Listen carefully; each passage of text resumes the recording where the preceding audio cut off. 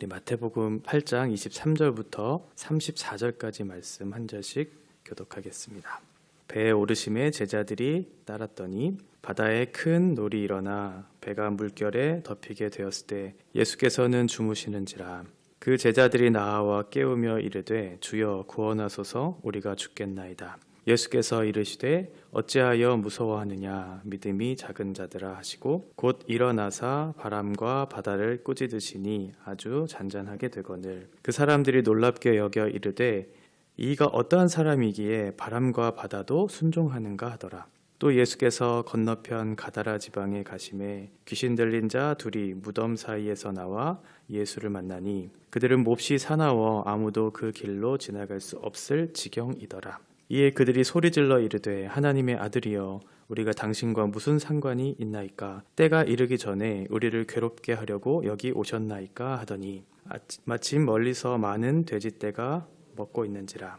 귀신들이 예수께 간구하여 이르되 만일 우리를 쫓아내시려면 돼지떼에 들여보내 주소서 하니 그들에게 가려 하시니 귀신들이 나와서 돼지에게로 들어가는지라. 온 떼가 비탈로 내리다가 바다에 들어가서 물에서 몰사하거늘. 치던 자들이 달아나 시내에 들어가 이 모든 일과 귀신 들린 자의 일을 고하니 온 시내가 예수를 만나려고 나가서 보고 그 지방에서 떠나시기를 간구하더라. 아멘. 5장부터 시작된 산상 설교의 말씀, 7장까지 마무리가 됐고 이제 8장과 9장은 예수님의 가르침에 대한 능력들이, 기적들이 이제 행함으로 나타나는 구절인데, 산상 설교 바로 앞에 있는 단락 4장 23절 그 단락에 보면 예수님이 이 땅에서 하신 사건에 대한 중심 사역을 설명하시는 내용이 있었어요. 가르치시고 전파하시고 고치시는 그 내용이 이제 4장 23절에 나오는데, 9장을 마무리하는 단락 9장 35절에서도 똑같은 거의 비슷한 그런 구절이 나와요. 예수님의 가르치시고 전파하시고 고치시는 사역, 이 두 가지가 앞뒤를 이제 싸고 있는 거죠. 그래서 5장부터 9장까지가 하나님 나라에 대한 그런 부분들을 두 가지로 설명하는 거죠. 5장부터 7장까지는 이제 가르침에 대한 부분들이고 8장과 9장은 예수님의 능력의 또 기적의 행하심들, 이런 부분들이 나타나요. 그러니까 하나님 나라의 성격이 두 가지 특징이 있다는 것을 알 수 있겠죠. 하나는 예수님께서 가르치시는 것, 또 하나는 예수님께서 직접 행하시는 것, 기적을 나타내시는 것, 이렇게 두 가지의 특징들이 나타나는 것을 살펴볼 수 있어요. 그리고 나서 8장과 9장에 보면 10가지의 기적들을 중심으로 이제 예수님의 행함이 나타나는데, 오늘 우리가 읽은 23절부터 27절을 제외하고는 두 가지로 또 요약될 수가 있는데요. 하나는 질병을 고치시는 내용들, 그리고 또 하나는 귀신을 쫓아내는 내용, 이 두 가지로 나누게 됩니다. 그래서 우리가 어제 봤던 8장 1절부터 15절까지의 내용이 다 이제 질병을 고치는 내용이잖아요. 그런데 질병을 고치는 과정 속에 예수님이 사용하시는 그 방법이 뭐냐면 그 당사자의 믿음을 사용하셔요. 그리고 그 공동체에 속한 사람들의 믿음을 통해서 질병을 낫게 하는 그런 방법을 택하시죠. 그리고 이제 오늘 보실 말씀 중에 귀신을 쫓아내는 그런 장면이 나오는데, 그것은 예수님의 어떤 권위나 말씀을 통해서 귀신을 쫓아내는 그런 수단을 사용하시는 것을 또한 보게 되죠. 그러니까 하나님 나라의 특징은 이 두 가지가 다 해결되는 거예요. 우리의 육체적인 질병의 회복, 그리고 우리의 영적인 어떤 고통, 여기로부터의 회복, 이 두 가지 모두 다를 얘기하고 있는 거죠. 어제 우리가 제자도에 대한 말씀들을 마지막으로 살펴보았습니다. 예수님이 따라오라고, 내가 갔던 길, 내가 가고 있는 길을 따르라고 말씀하고 있는 장면으로 끝났었는데, 오늘 23절에 보면 제자들이 이제 예수님과 함께 배에 오르고 따르는 장면들이 나와요. 그 말씀에 순종하고자 하는 그런 행동들을 이제 했던 것이죠. 보통은 순종하면, 예수님과 동행하면 우리에게 좋은 길, 그리고 행복한 길, 평탄한 길이 예비되었을 것이다, 이렇게 생각하실 수도 있겠지만, 오히려 불순종하면 하나님께 벌을 받고 또 고통이 따르고 고난이 있고 이런 생각이 들 수도 있겠지만, 오히려 순종을 했는데도 불구하고 고난이 있고 핍박이 있고 뭔가 좀 어려운 상황들이 직면하고 있다는 것을 첫 번째 장면에서 우리는 발견을 하죠. 배에 물이 막 차들기 시작했어요. 광풍이 불기 시작하고 배가 뒤집혀질, 전복될 위기에 목숨을 위협받을 그런 상황이 지금 직면하고 있는 거죠. 그래서 제자들이 당황했어요. 이런 순종의 결과가 결국 우리의 목숨을 위협하는 사건을 맞이하는 것에 불과한가? 그런데 예수님께서 자기를 따르라고 분명하게 말씀하고 있는데 제자들은 지금 죽음의 위협 속에 있는데도 불구하고 예수님은 고요하게 잠을 주무시고 있는 장면이 나와요. 이것은 아마도 예수님이 아무런 관심이 없어서 그런 표현 같지는 않고요. 뒤에 나오는 장면과 연결시켜 좀 생각해 보면 예수님의 인성을 지금 강조하고 있는 것이 아닌가라는 생각이 들거든요. 예수님은 앞에 본문 그 전에 보면 머리 둘 것도 없는 그런 엄청난 그런 피곤한 사역들을 계속 감당하고 있다는 것을 말씀하셨어요. 머리 둘 것조차 없이 피곤한 사역을 감당하신, 그런데 지금 갈릴리 바다를 건너는 그 중에 있잖아요. 근데 갈릴리 바다라고 해서 넓은 지역은 아니었고 매우 협소한 좁은 지역이었기 때문에 동쪽으로 가는, 지금 데가볼리 지역으로 가는 그런 도중에 있는데 그 시간이 그렇게 길지는 않았을 거라고 판단이 됩니다. 아마도 1시간, 2시간 정도로 짧은 시간을 가는 시간이었을 텐데도 불구하고 예수님은 쪽잠을 주무시면서 지금 피곤함을 지금 회복하려고 잠을 주무시고 계시는 거죠. 그러니까 예수님도 인간과 같이 똑같은 고통을, 피곤함을 느끼는 지금 인성에 대한 부분들을 지금 강조하려고 아마도 이 부분을 사용하지 않았나라고 생각이 들어요. 제자들이 위기 속에서 예수님을 깨우기 시작합니다. 예수님, 저희 좀 살려주십시오. 저희 죽겠습니다. 저희 좀 구원해 주십시오라고 다급하게 지금 요청을 하죠. 누구보다 그 갈릴리를 잘 알았던 제자들이었잖아요. 제자들 중에 4명이나 갈릴리 어부 출신이었을 텐데도 불구하고 한 번도 당해보지 못한 아마 상황이었을 것이라고 생각해요. 왜냐하면 강풍이라고 설명되는 이 단어 자체가 지진과 같은 엄청난 어떤 흔들림이 있었다라고 하는 것을 지금 유추해 볼 수 있거든요. 그러니까 한 번도 경험해보지 못한 그런 바다의 광풍을 보면서 두려워하고 목숨의 위협을 지금 받고 있는 상황 속에서 예수님께 요청했던 거죠. 예수님, 저희 죽겠습니다. 저희 좀 살려주십시오. 그때 예수님께서 한마디 하시죠. 어찌하여 무서워하느냐, 믿음이 작은 자들아, 이렇게 설명을 하세요. 마태복음에는 믿음이 작은 자들아라고 했을 때의 표현을 사용하실 때 어떤 세상의 일에 대한 염려, 그리고 하나님을 신뢰하지 못하는, 하나님의 존재에 대해서 잘 알지 못했을 때 염려했을 때 그때 사용했던 단어였어요. 6장 30절에 보면 먹고 마시는 문제에 대해서 걱정했을 때 그때 예수님 말씀하시거든요. 믿음이 작은 자들아. 그리고 두 번째는 14장 31절에 보면 예수님이 물 위를 걷는 사건에 대해서 그때 바람이 막 불고 그래서 예수님을 믿지 못해서 베드로가 바다에 빠졌을 때 그때 또한 말씀하셨어요.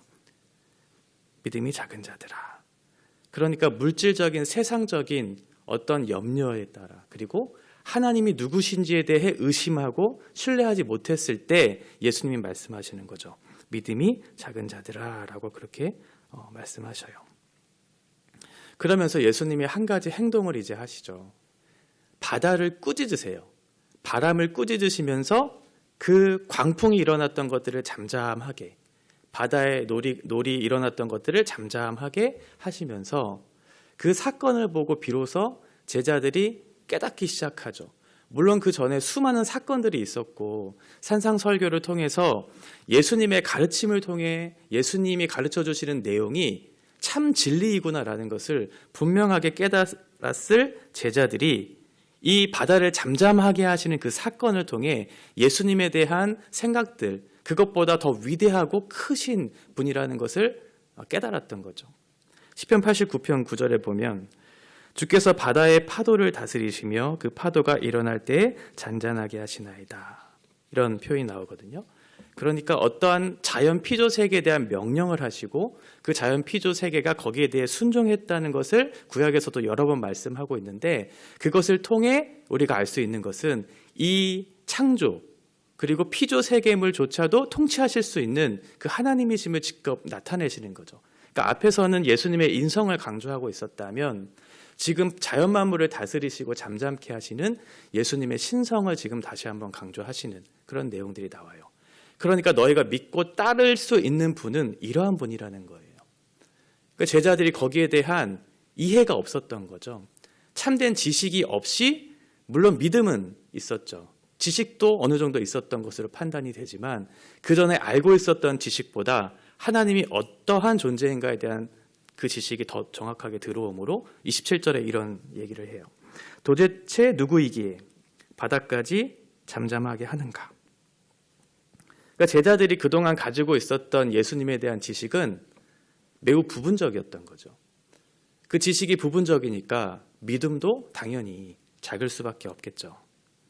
우리가 믿음이라고 하는 것을 무조건 하나님 제가 믿습니다라고 해서 믿어지는 게 아니잖아요.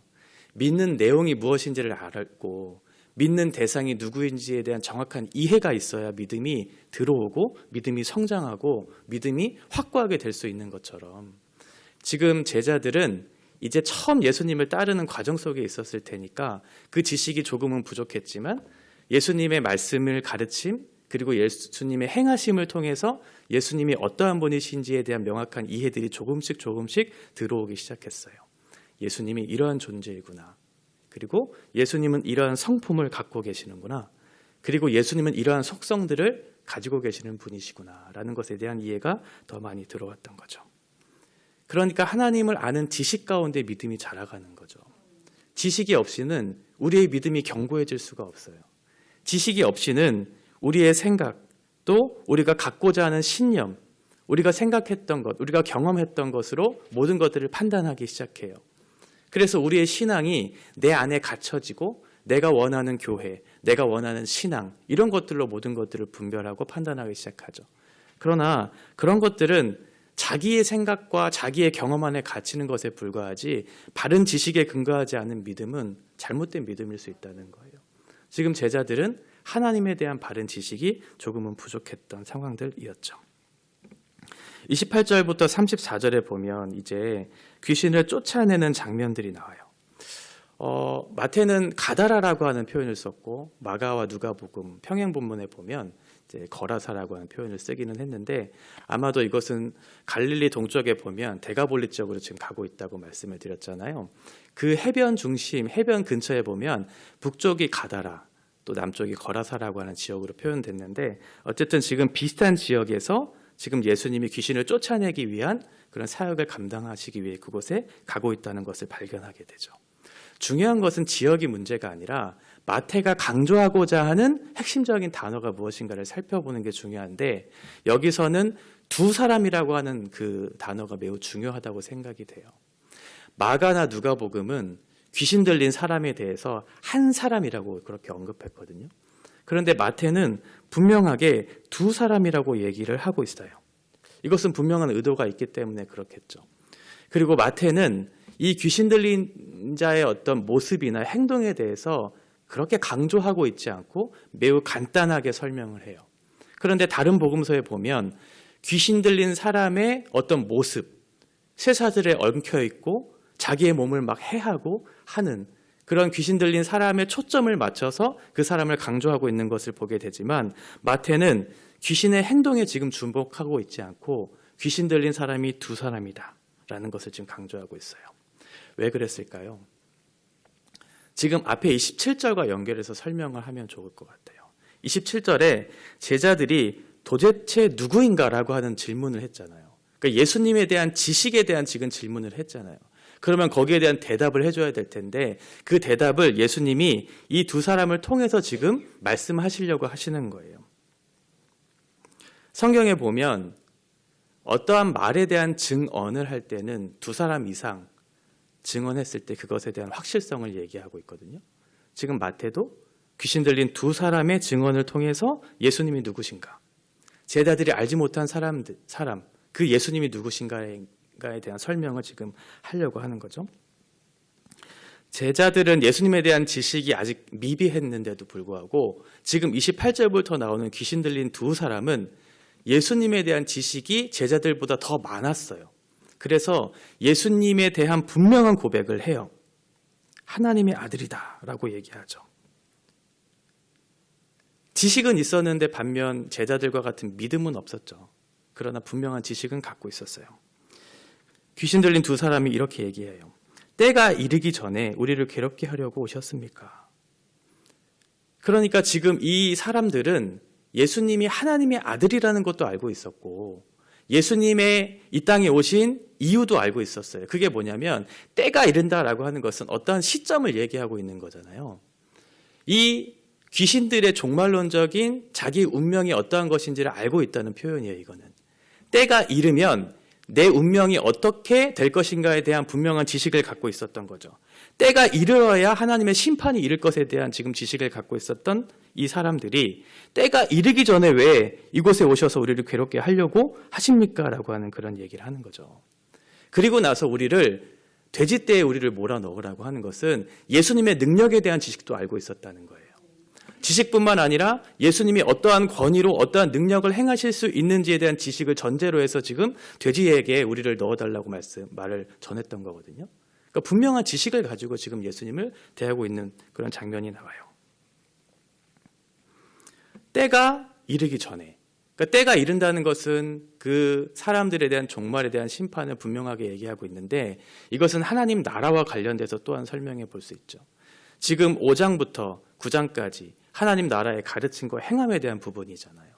그러니까 때가 이른다라고 하는 것은 종말론적인, 그러니까 미래에 완성될 하나님의 나라에 대한 부분이고, 때가 이르기 전에 왜 이 우리를 오셔서 괴롭히고 계시냐라고 하는 것은 앞으로 이루어질 완성될 그 나라가 이미 이 땅 가운데 임했다라는 것을 또한 살펴볼 수 있죠. 그러니까 지금 귀신 들린 두 사람은 여기에 대한 명확한 이해를 가지고 예수님을 대하고 있다는 것을 살펴볼 수 있어요. 두 사람이 돼지떼에 들어가서 몰살을 당했어요. 당시에 돼지는 엄청난 경제적 어떤 부를 가져다 줄 수 있는 동물이었는데 마가복음인가요? 누가복음에서는 2,000마리라고 분명하게 얘기를 하고 있지만 어쨌든 수많은 수천의 떼가 돼지들이 몰살을 당했어요. 그러면 그 사건을 보고 사람들이 어떤 생각을 하게 될까요? 두 가지의 반응이 일어날 텐데, 하나는 예수님의 그런 귀신을 쫓아내는 장면을 통해서 예수님이 우리의 메시아다, 우리의 구원자라는 것을 확신을 가지고 예수님을 따르는 사람들이 있을 테고, 아니면 그 사건을 보면서 왜 돼지를 몰살시키느냐라고 하는 그런 의문을 가지고 있는 사람들이 있겠죠. 왜냐하면 그 경제적인 손실이 있을 테니까. 그런데 34절에서 우리가 보고 있는 것처럼 그 목격한 사람들의 말을 듣고 온 사람들은 예수님을 그 지역에서 떠나라고 요청을 해요. 경제적인 손실이 자기에게까지 미칠까 봐 그렇게 했던 거죠. 예수님은 분명히 경제적인 손실을 감수해서라도 한 영혼, 두 영혼, 그 사람의 영혼의 구원을 위해서 이것이 더 가치 있다고 생각해서 그 일을 행했는데, 사람들은 그것을 가치 있다고 생각하지 않았어요. 오히려 경제적인 손실을 더 생각하면서 예수님 빨리 떠나시라고 지금 얘기하고 있는 거죠.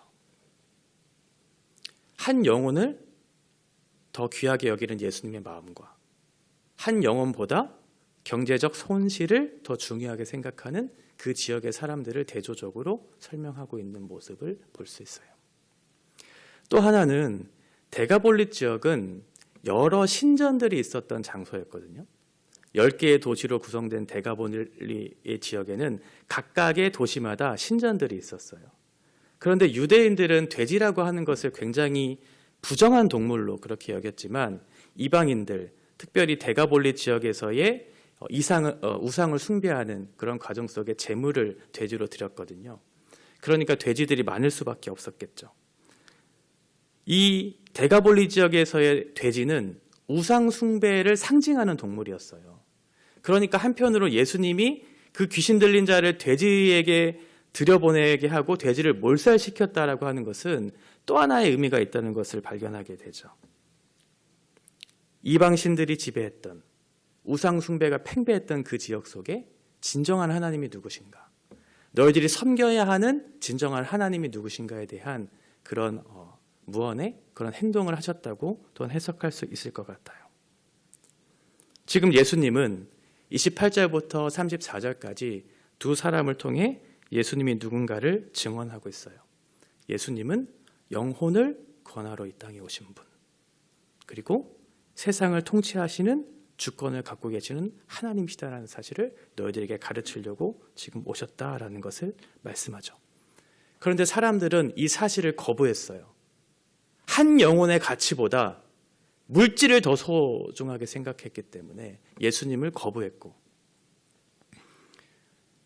자신이 섬기는 우상 숭배, 이방 땅에서의 우상 숭배를 더 가치롭게 생각했기 때문에 구원하러 오신 메시아, 참 메시아를 바라보지 못하고 예수님을 거부하는 사건이 일어나요. 믿음도 없고 사람을 소중하게 생각하지도 않고 하나님을 거부하고 있는 그 사람들을 지금 볼 수 있죠. 오늘 본문은 두 가지를 얘기했어요. 첫 번째는 예수님은 누구인가 라고 하는 거예요. 예수님은 누구인가? 내가 알고 있는 예수님은 누구인가? 제가 청년들을 처음 이렇게 성경 공부를 시작할 때 늘 이런 질문들을 하거든요. 예수님이 누구인가에 대한 질문. 너는 예수님을 바르게 알고 있는가? 네가 믿는 예수님은 어떠한 분인가에 대한 분명한 이해를 갖고 있는가를 가지고 먼저 시작해요. 왜냐하면 그 출발점을 제대로 하지 못하면 10년, 20년, 30년이 쌓여도 제대로 된 신앙생활을 할 수 없거든요. 첫 지점을 바르게, 첫 출발을 바르게 해야 되거든요. 우리가 알고 있는 예수님은 누구인가? 제자들이 생각했던, 제자들이 알지 못했던 부분들이 우리에게는 없는가? 예수님이 하신 일, 예수님의 성품, 예수님의 속성, 이런 부분들을 잘 이해했을 때 우리에게는 바른 믿음이 들어올 수 있고 어떠한 상황 속에서도 흔들리지 않는 믿음으로 예수를 붙잡고 그 길을 따를 수 있을 거예요. 두 번째는 우리는 무엇을 우선순위에 두며 살고 있는가라고 하는 거예요. 이 사람들은 사람보다 돈이 우선되었어요. 한 사람의 가치를 바라보지 못하고 세상의 물질로 그 사람을 오히려 업신여기는 그런 일들을 하면서 어서 예수님 떠나라고, 구원 같은 거 하지 마시고, 그 사람 귀신 쫓는 일 그만하시고, 우리가 손해가 되니까 이 지역을 떠나라고. 그리고 하나님의 하나님 되심을 인정하지 못하고 우상을 계속해서 섬기는 그런 어리석은 일들을 했던 거죠. 이 두 가지 사실을 통해서 우리는 어떠한 믿음을 가지고 어떠한 가치를 붙잡고 살아내야 되는가를 좀 살펴볼 수 있을 것 같아요. 참된 믿음을 가진 사람들, 그 사람들은 분명한 것을 붙잡고 살아가는 사람들이죠. 헛되고 헛된 것, 제한적인 것, 유한한 것에 우리의 마음을 빼앗기지 않고 영원한 것, 참인 것, 여기에 가치를 두고 이 인생을 살아가는 사람들이 그리스도인이에요. 오늘 말씀을 통해서 우리가 믿는 예수님은 누구인가, 이 부분들을 명확하게 잘 스스로에게 확인하는 작업들이 필요할 것 같고, 나는 그럼 어떠한 목적을 가지고 어떠한 가치를 쫓아 살고 있는가라고 하는데 잘 우리의 삶의 목적들을 잘 들이며 살아가는 그런 인생들이 되어야 하겠죠. 같이 기도하겠습니다. 하나님 아버지, 우리에게 말씀을 허락하여 주신 것, 이것은 우리가 하나님을 바르게 알고 바르게 믿고 바르게 따를 수 있도록 우리에게 주신 것임을 잘 생각하면서 우리로 알게 하신 하나님이 어떠하신 분이고 우리가 믿는 예수님이 어떠하신 분인지를 정확하게 잘 깨달을 수 있는 은혜를 허락해 주셔서 이 세상 속에 믿음으로 이 세상을 살아가는 하나님의 거룩한 백성들이 되어지기를 원합니다. 믿음으로 살아갈 때 무엇이 우선순위이고 어떠한 것이 가치로운 것인지를 발견하게 될 것입니다. 먹고 마시는 것에 염려하거나 두려워 떨 때 예수님이 우리에게 말씀하셨습니다. 믿음이 작은 자들아 라고 우리에게 말씀하십니다. 우리가 얼마나 이 세상 속에 있는 것들을 더 가치롭게 생각하고 있는지, 아니면 하나님께서 관심을 갖고 계시는 한 영혼에 대한 가치를 두고 더 많은 수고와 마음을 쓰고 있는지를 우리의 마음에 잘 살필 수 있도록 도와주시고, 믿음을 따라서 주님이 기뻐하시는 것을 우리가 함께 감당하고 예수님이 따르고자 하는 그 길 속에 우리가 동행할 수 있는 믿음을 허락해 주셔서 참된 믿음과 참된 목적을 가지고 이 세상을 주님과 동행하며 살 수 있는 그런 복된 인생들 살아갈 수 있도록 주님께서 함께하여 주시옵소서. 예수님의 이름으로 기도합니다. 아멘.